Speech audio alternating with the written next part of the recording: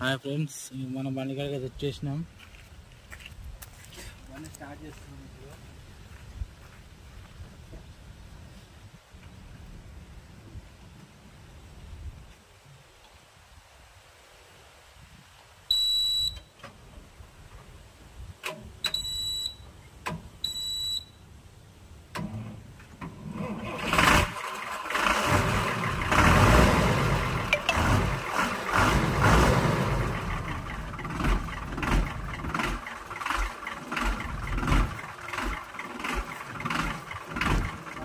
Start చేసినాం.